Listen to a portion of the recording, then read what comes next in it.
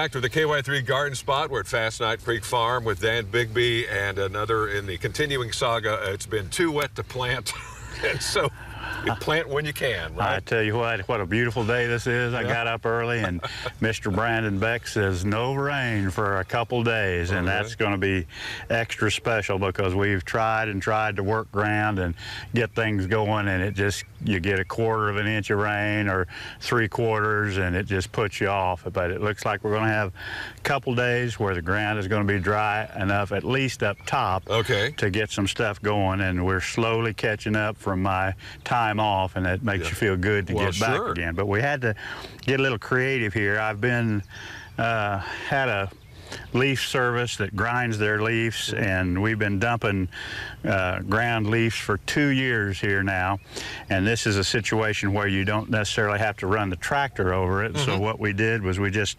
strung a line, and we're planting some pumpkins. It's a little bit late, but it's about the only thing we could get done yesterday, and we're looking for ways to catch up. So this is some really nice stuff. The leaves break down, makes really good compost humus. And goes in the ground easy. It does. We just use the bar, poke them in, and off we go. And I doubt that we'll need to even put any irrigation in this because the leaves keep it so moist and loose. It really makes for a good growing situation. Yeah, so what variety of pumpkins going in the ground here? This is actually a flat stacker, kind of a orangish red, and we do a lot of traditional pumpkins, but there's a lot of specialty pumpkins that are really popular, the stackers and the whites and things like that. So we try to have a little bit of everything here. Now, is this a pumpkin pie pumpkin or just a nice looking pumpkin? It is edible, and that's something that a lot of people, you know, there's so much ornamental squash and pumpkins that are edible that just get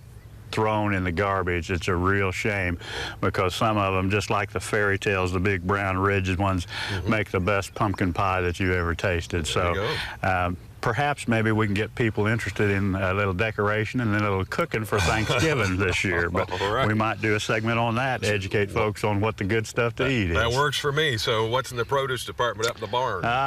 You know, everything's running late. Watermelons are running late.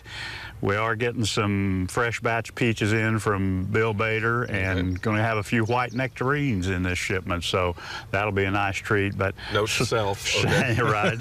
Slowly but surely we're getting back into the good produce, summertime produce, but everything is about 2 weeks late this year. We'll leave it there for now, Dan. We will see you next week. Appreciate it, Steve. Yes, sir. We'll be back with more of KY3 News at noon in a moment. Now, today in history.